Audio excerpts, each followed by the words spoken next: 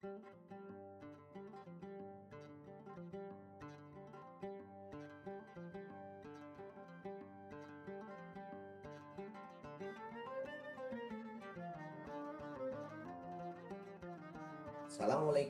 warahmatullahi wabarakatuh.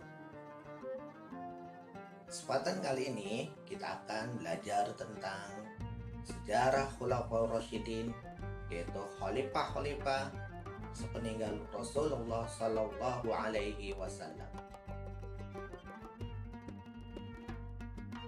Tujuan pembelajaran dari kisah Khulafaur Rasyidin yang pertama yaitu kita mengambil pelajaran dari kepemimpinan para Khulafaur Rasyidin. Yang kedua, kita bisa memahami perkembangan Islam di masa kepemimpinan Khulafaur Rasyidin. Dan yang terakhir, yaitu kita bisa mengaplikasikan nilai-nilai dalam kehidupan sehari-hari dari akhlak para Khulafaur Rasyidin. Khalifah pertama yaitu Abu Bakar As-Siddiq. Abu Bakar As-Siddiq dengan nama Abdullah bin Abi Quhafa lahir pada tahun 573 Masehi dan wafat pada 23 Jumadil Akhir tahun 13 Hijriah, bertepatan pada usianya ke-63 tahun. Abu Bakar merupakan putra dari keluarga bangsawan terhormat yang ada di Mekah. Sebelum masuk Islam, beliau bernama Abdul Ka'bah. Ayahnya yang bernama Utsman bin Amir masuk Islam tepat pada peristiwa penaklukan kota Mekah atau Fathu Mekah pada usia ke-63 tahun. Abu Bakar As-Siddiq meninggal dunia karena sakit yang dideritanya. Dirinya dimakamkan di rumah putrinya yaitu Siti Aisyah radhiyallahu anha.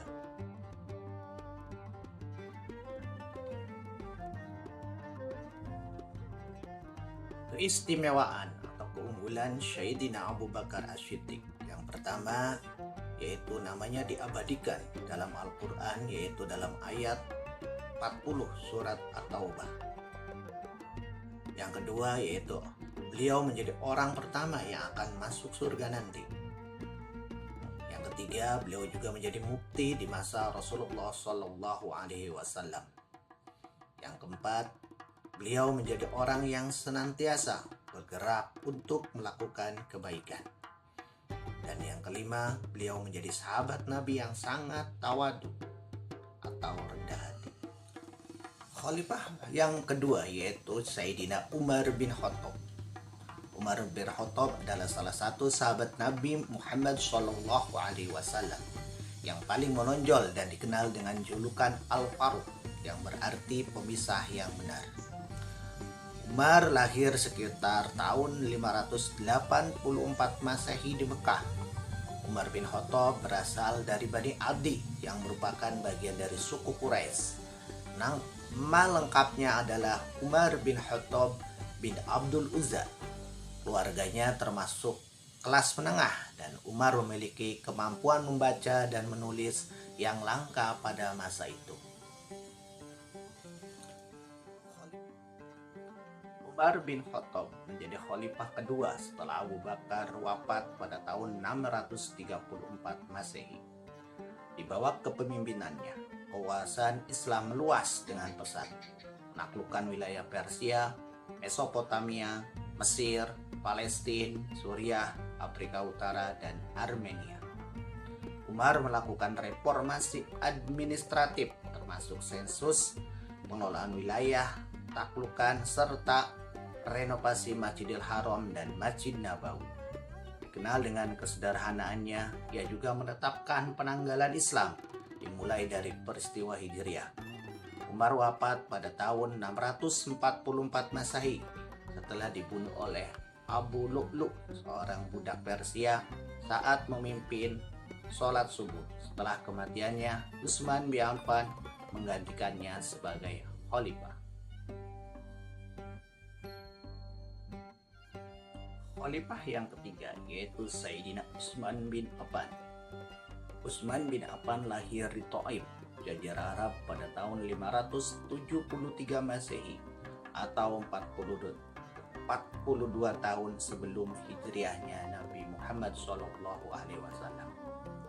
Nama lengkap Utsman bin Affan adalah Utsman bin Affan bin Abi As bin Umayyah bin Abdusam bin Abu Manab bin Qusay bin Kilab. Dia berasal dari Bani Umayyah. Ayahnya bernama Affan bin Abi Al-As dan ibunya bernama Khalifah Utsman bin Affan bernama Arwa binti Quraisy, dan beliau meninggal pada tahun 656 Masehi. Utsman bin Affan menjadi khalifah pada bulan Muharram 23 Hijriah atau 644 Masehi. Utsman bin Affan menjadi khalifah pada usia 70 tahun. Pemerintahannya berhasil menguasai Burqah, Tripoli Barat, bagian selatan negeri Nubah di Afrika, Armenia, Tabaristan, Amudarya, negeri-negeri Balkan, Harrah, Kabul, Hasna di Turkistan di Asia, dan Cyprus di Eropa. Khalifah bin Utsman merupakan khulafaur rasyidin yang paling lama memerintah seperti dibanding dengan dua pendahulunya. Utsman adalah salah satu sahabat Nabi Muhammad yang perkawinannya berturut-turut dengan kedua putri Nabi. Makanya beliau diberi julukan Dzun-Nurain atau pemegang dua pelita. Khalifah yang keempat yaitu Sayyidina Ali bin Abi Thalib. Ali bin Abi Thalib lahir di Mekah sekitar tahun 600 Masehi. Ayahnya adalah Abu Thalib, paman Nabi Muhammad SAW, dan ibunya Fatimah binti As'ad. Ali berasal dari keturunan Hashim, baik dari jalur ayah maupun ibu. Kelahirannya menjadi hiburan bagi Nabi Muhammad yang tidak memiliki anak laki-laki. Ali dibesarkan oleh Nabi dan Khadijah, sehingga memiliki kedekatan khusus dengan mereka. Ali adalah laki-laki pertama yang memeluk Islam saat berusia 10 tahun, tanpa paksaan dan tanpa izin orang tuanya. Ali wafat pada 21 Ramadan 40 Hijriah atau 661 Masehi akibat serangan Abdurrahman bin Muljam saat sholat subuh di Masjid Abu Kufah.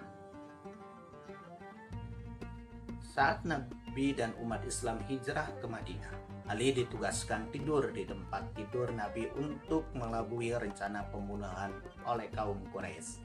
Setelah Nabi selamat, Ali menyusul ke Madinah dan menikah dengan Fatimah al-Zahra.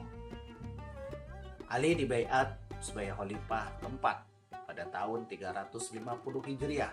Masa pemerintahannya diwarnai konflik, termasuk tuntutan untuk menghukum pembunuh Sayyidina Utsman. Namun Ali juga melakukan kebijakan penting seperti penyempurnaan bahasa Arab melalui Abu Aswad ad-Dauli. Ali juga menjadikan Kufah di Irak sebagai pusat pemerintahan dan pusat ilmu pengetahuan. Kesimpulan yang bisa kita ambil dari sejarah Khulafaur Rasyidin, baik itu dari Sayyidina Abu Bakar As-Siddiq, Umar bin Khattab, Utsman bin Affan, dan Ali bin Abi Thalib, mengandung banyak hikmah tentang kepemimpinan yang adil, keberanian, kejujuran, serta keteguhan dalam memegang prinsip Islam. Abu Bakar mengajarkan keteguhan hati dan kepemimpinan yang lembut, namun tegas dalam menjaga persatuan umat.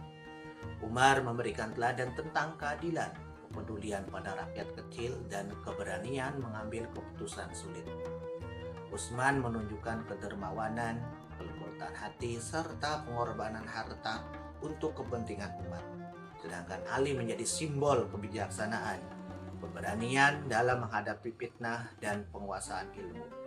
Dari keempatnya kita belajar bahwa seorang pemimpin sejati harus memiliki integritas, amanah, serta berjuang untuk kebaikan umat di atas kepentingan pribadi.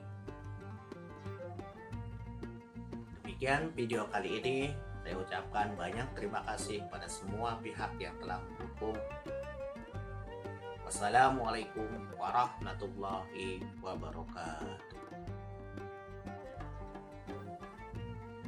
Demikian video kali ini. Saya ucapkan banyak terima kasih kepada